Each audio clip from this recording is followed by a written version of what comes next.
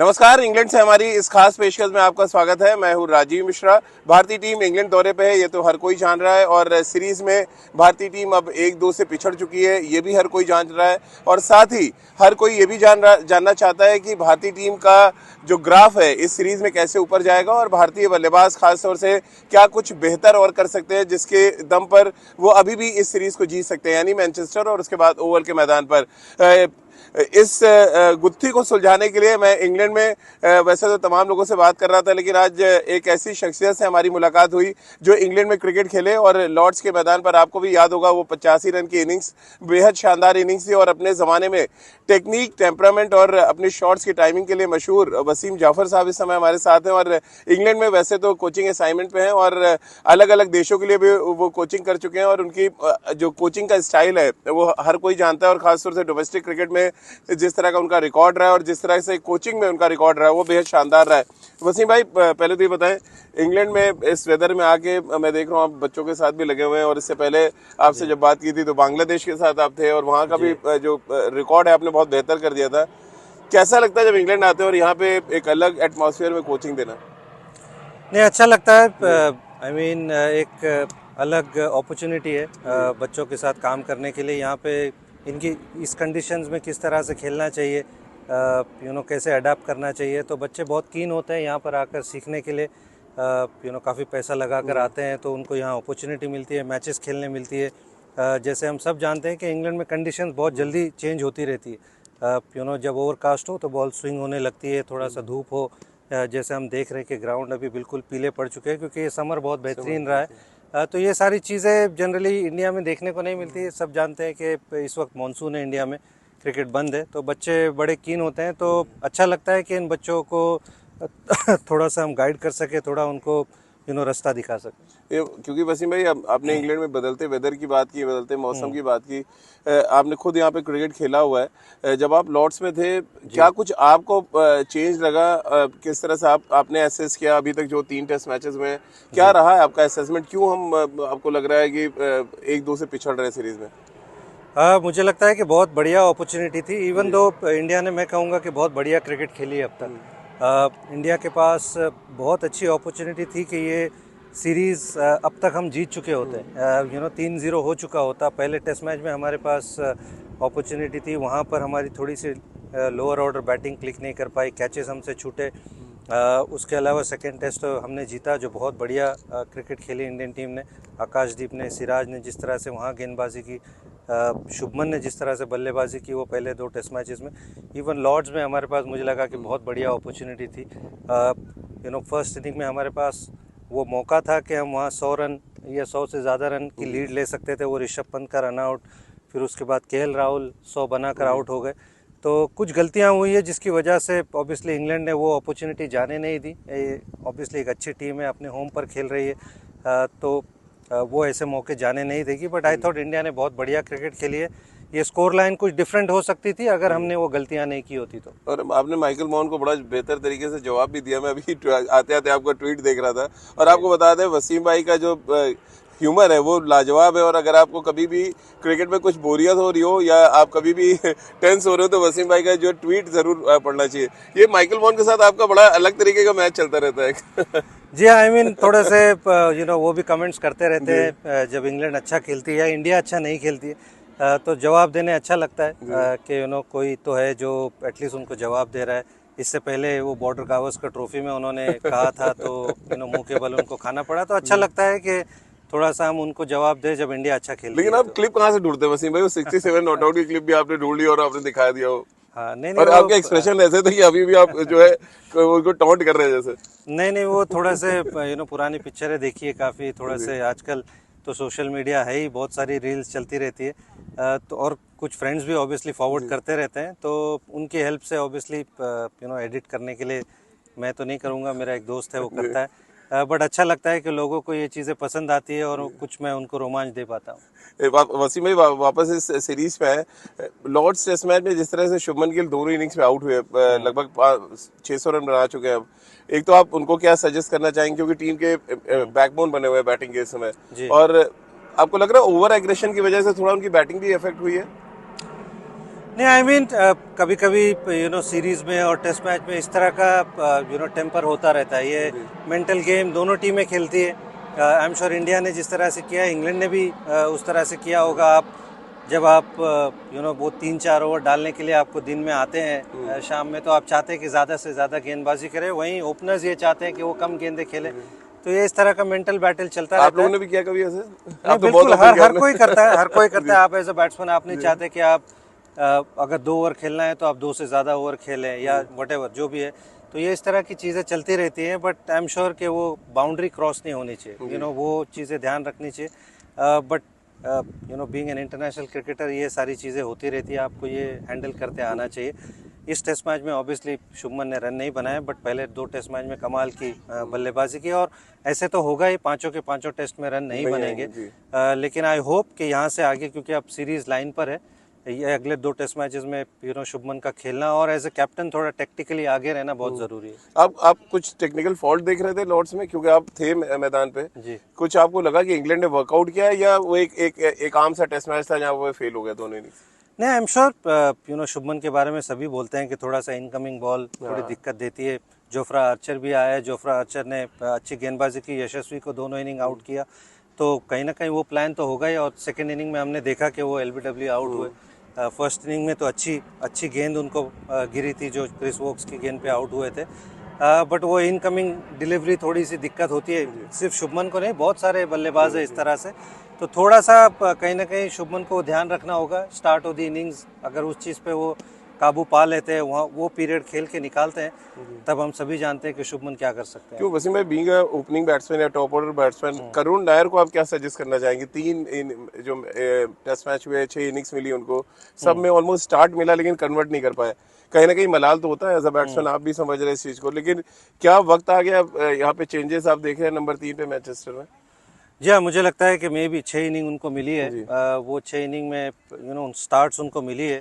तकरीबन 5 इनिंग में स्टार्ट मिली है। 40 बनाए, 30 बनाए, 20 भी बनाए। बट कहीं ना कहीं बीइंग अ नंबर 3 बैटर, आप चाहते हैं कि आपका नंबर 3, नंबर 4 शुभमन ने तो रन बनाए, बट वो टॉप ऑर्डर आपको एक बढ़िया शुरुआत दे। तो करुण से वो हो नहीं पाया है। और वो खुद भी डिसअपॉइंटेड हो गए, क्योंकि बड़ी मेहनत करके ये मौका मिला है। आई डोंट नो अब उनको आगे मौका मिलेगा कि ये तो गौतम गंभीर और शुभमन डिसाइड करेंगे। बट आई एम श्योर वो डिसअपॉइंटेड खुद होंगे करुण के। बड़ा अच्छा मौका मिला था, अच्छी बैटिंग कंडीशंस थी, लेकिन वो मौका उन्होंने निभा नहीं पाया। वसीम भाई, अगर आप टीम के कोच होते, आपके पास 2 ऑप्शन हो, साई सुदर्शन और अभिमन्यु ईश्वरन, किसको आप खिलाना पसंद करेंगे? आई मीन मैं थोड़ा सा अभिमन्यु ईश्वरन की तरफ मेरा वो झुकाव इसलिए है क्योंकि बहुत साल से रन बनाते आ रहे हैं। 4 साल से ट्रैवल कर रहे हैं टीम के साथ। बिल्कुल। और इंडिया ए के लिए रन बनाया है, यहाँ भी साइड गेम में रन बनाया है। तो कहीं ना कहीं इतने साल से जब आप ट्रैवल कर रहे हो, तो पहली अपॉर्चुनिटी मुझे ऐसा लगता है उनको मिलनी चाहिए। आपने उनको एटलीस्ट 2 टेस्ट मैचेस देने चाहिए। अगर वो वहाँ रन नहीं बनाते तो फेयर एनफ, फिर साई सुदर्शन आ सकते हैं। बट आई जस्ट फील कि अभिमन्यु ईश्वरन का मौका शायद पहले बनना चाहिए था। मैनचेस्टर, क्योंकि अगला टेस्ट मैच है वसीम भाई, तब तक आप यहाँ से जा चुके होंगे, क्योंकि जिस तरह का कॉम्बिनेशन हम खिला रहे हैं, थोड़ा सा लोग कह रहे हैं कि या तमाम क्रिकेट एक्सपर्ट जो हमारे काउंट्री बॉक्स में होते हैं, उनका कहना है कि डरी हुई स्ट्रेटेजी लग रही है इंडिया की, इतने ढेर सारे ऑलराउंडर्स खिलाना। आप क्योंकि आप टेस्ट क्रिकेट खेले और डेज मैचेस में आपको ज्यादा आप बेहतर बता सकते हैं, क्या एक्चुअली आपको लग रहा है ये ठीक चल रहा है जो चल रहा है कि हम 3 ऑलराउंडर्स खिला रहे हैं और बैटिंग को इतना बढ़ा ले रहे हैं कि हम सडनली कभी बार परेशानी में पड़ जा रहे हैं? जी, आई मीन थोड़ी सी अभी ये सिचुएशन बड़ी कठिन सी हो गई है, मुझे ऐसा लगता है इंडियन टीम के लिए, क्योंकि आपने वॉशिंगटन को खिलाया था कि आप थोड़ी बैटिंग लंबी कर लो। वॉशिंगटन ने बिल्कुल बेहतर परफॉर्मेंस किया है, विकेटें लिए हैं, थोड़े से रन बनाए हैं। नीतीश रेड्डी को भी आपने उस तरह से खिलाया था, लेकिन नीतीश रेड्डी ने उतने रन नहीं बनाए हैं। उनका फॉर्म थोड़ा सा वो ऑस्ट्रेलियन टूर के बाद में वैसा नहीं रहा है, चाहे वो IPL हो या फर्स्ट क्लास क्रिकेट हो, दिलीप ट्रॉफी हो। तो उस तरह का फॉर्म उनका नहीं रहा है। तो कहीं ना कहीं वो डिसीजन उनको लेना होगा कि क्या आप कुलदीप को थोड़ा सा बॉलिंग में आप थोड़ा सा ऐड करें, क्योंकि इतना बढ़िया समर जा रहा है, विकेटें इतनी फ्लैट है। तो आपको चाहिए कि थोड़ा सा आप जेमी स्मिथ जैसे उनका लोअर ऑर्डर थोड़ा सा top to lower order run बना रहा है, तो क्या कुलदीप के आने से वो फ़र्क पड़ेगा? आई डोंट नो, मुझे ऐसा लगता है कि आप थोड़ी कठिनाई में आ गई, क्योंकि वॉशिंगटन ने रन बना दिए हैं, थोड़ा सा विकेटें ले लिए हैं। रविंद्र जडेजा को आप ड्रॉप नहीं कर एज अ सकते हो बैट्समैन आपको लगता है आइडियली उनको एज अ बैट्समैन ही ट्रीट करना चाहिए, जिस तरह से उन्होंने खेला है 4 हाफ सेंचुरीज और विराट से ज्यादा बेटर एवरेज है उनका इंग्लैंड में टेस्ट क्रिकेट में। जी आई मीन वो तो बहुत बड़ी तुलना है, लेकिन रविंद्र जडेजा मुझे ऐसा लगता है सिर्फ एज अ बैट्समैन खेल सकते हैं क्योंकि उनका experience. But I just feel कि थोड़ा सा जडेजा को फर्स्ट स्पिनर मतलब कंसिडर करना ये थोड़ा सा मुश्किल होगा, क्योंकि उनके पास वो एबिलिटी जो एक फ्रंट लाइन स्पिनर की होती है उस तरह की नहीं है कि वो डे 1 पे आपको विकेटें निकाल के देंगे। वो वेट करते हैं कि विकेट में वेयर एंड टेयर हो, तब जडेजा का रोल थोड़ा ज़्यादा हो जाता है। तो कहीं ना कहीं कुलदीप, मुझे ऐसा लगता है कि इस टीम में आप किस तरह से उनको ला सकते हैं, ये इस बारे में थोड़ा इंडियन टीम को सोचना चाहिए। चलिए आखिरी 2-3 सवाल सर लेते हैं वसीम भाई से, क्योंकि उनको भी कोचिंग के लिए फिर जाना है। एक तो वसीम भाई चर्चा इस बात को लेके भी चल रही है कि गौतम गंभीर की कोचिंग स्टाइल को लेके, क्योंकि आप खुद कोच रहे हैं, अलग अलग कंट्रीज में आप कोचिंग कर चुके हैं, कैसे आप देखते हैं उनकी कोचिंग स्टाइल को? क्योंकि हम टेस्ट मैच का भी अब अगर आप देखें इंडिया से लेकर अभी तक में, तो हम बहुत ज़्यादा टेस्ट मैच हार गए। हम हार्डली 2-3 टेस्ट मैच जीते हैं, पूरा बॉर्डर गावस्कर हम हार गए, फिर न्यूजीलैंड से हम हार गए, अब इंग्लैंड में भी हम हार रहे हैं। क्या आपके जहन में क्या चल रहा है कि क्या कुछ ठीक कर सकते हैं गौतम अभी?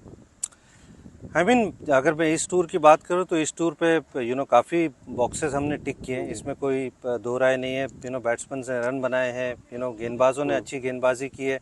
कुछ चीज़ें जो किल करने का टाइम आता है गेम को, वो हम नहीं कर पाए हैं, जिसकी वजह से इंग्लैंड ने उसका फ़ायदा उठाया। जैसे मैंने कहा कि अगर ऋषभ पंत वहाँ रन आउट नहीं होते तो मैं भी शायद हम 100 रन की लीड ले जाते और वो डिसाइसिव फैक्टर होता। तो ये सारी चीज़ें मुझे लगता है कि हमने नहीं किए। गौतम गंभीर एक अच्छे कप्तान रहे हैं, कोचिंग में उनके क्रेडेंशियल्स हैं, आईपीएल उन्होंने जीता है as a captain, as a mentor.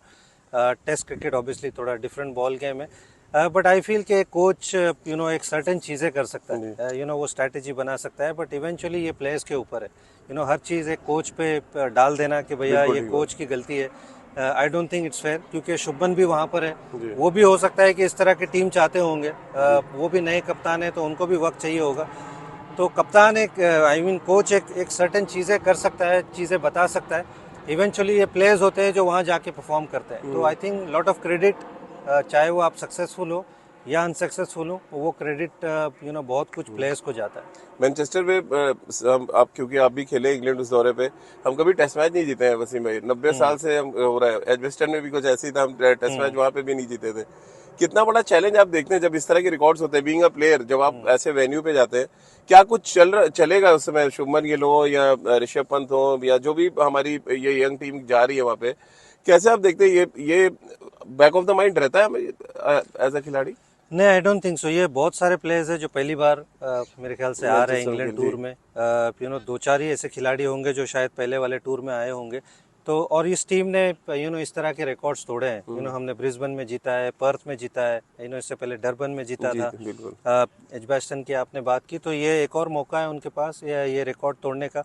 और अगर हम जिस तरह से क्रिकेट खेल रहे हैं, वो जो छोटी गलतियां, जो डिसाइसिव फैक्टर्स है, अगर वो उस चीज़ को बेहतर करें तो आई एम श्योर इंडिया को मौका है ये सीरीज बराबरी करने की। तो क्या स्कोर लाइन देख रहे हैं? 2-2 देख रहे हैं?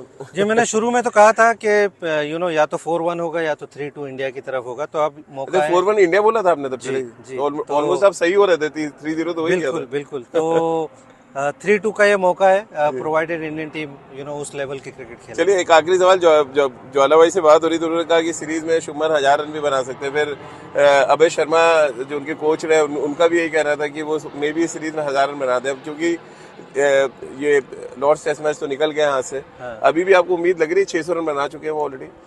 नहीं, देखिए, मैंने जैसे कहा कि जिस तरह से समर जा रहा है, ये बैटिंग के लिए बहुत ही कमाल का रहा है। ऐसा समर आपने देखा कभी अपने? जब नहीं, मुझे तो याद नहीं है कि इतना कंसिस्टेंट गर्म और इतना कंसिस्टेंट समर किसी टाइम पे रहा हो। तो आई मीन जिस तरह की बैटिंग कंडीशंस है, और शुभमन अगर वो शुरू के 20 रन बना लेते हैं तो फिर बहुत डेंजरस हो जाते हैं। तो बिल्कुल पॉसिबिलिटी है कि यहाँ से आगे वो और 200 भी बना सकते हैं। 1000 रन थोड़ा सा चैलेंजिंग होगा कि इतना कंसिस्टेंट होना बहुत मुश्किल है, क्योंकि अभी तक हिस्ट्री में किसी ने नहीं किया। तो अगर इनफैक्ट वो 800 रन भी बनाते हैं तो ये बहुत ही बढ़िया, मुझे लगता है कि ये कमाल का अचीवमेंट होगा। चलिए, तो कमाल का अचीवमेंट होगा, और फिर माइकल वॉन को भी तैयार रहना पड़ेगा। वसीम भाई कुछ और अपने पिटारे से जो ट्वीट्स है निकालते हैं, और मजेदार चीज ये होती है कि उस ट्वीट्स के साथ जो बैकअप में वो विजुअल लगाते हैं, वो वो सिर्फ कहते हैं सेंस ऑफ ह्यूमर जिसका बहुत अच्छा है वही कर सकता है। और वसीम भाई वैसे तो बहुत सीरियस लगते हैं जब मिलते हैं आप उनसे, लेकिन वो कहीं ना कहीं एक चुटकी सी वो ले लेते हैं और वो चुटकी फिर बहुत चुभती है इंग्लैंड के तमाम सीनियर क्रिकेटर्स को। और मैं देखना चाहूंगा कि मैनचेस्टर में जब भारतीय टीम जीतती है तो वसीम भाई का क्या कुछ ट्वीट आता है और उस ट्वीट के जवाब में फिर माइकल वॉन एंड कंपनी क्या कुछ करती है। क्योंकि एक बात तो तय है, देखिए ये टीम पीछे मुड़ के देखने वाली नहीं है। जो कुछ हो गया लॉर्ड्स में हो गया, मैनचेस्टर में क्या पता लीड्स जैसा ही कमबैक हम देखें, लीड्स में हारे और फिर एजवेस्टन में हम जीते, क्या पता लॉर्ड्स में हमारे और मैनचेस्टर में ना सिर्फ हम जीते बल्कि कुछ ऐसे मौके भी क्रिएट करें जहाँ से इंग्लैंड के लिए फिर परेशानी हो जाए ओवल के मैदान पर। बहुत बहुत शुक्रिया वसीम भाई आपका समय निकालने के लिए और हमसे बातचीत करने के लिए। तो इंग्लैंड से हमारी इस खास चर्चा में फिलहाल इतना ही।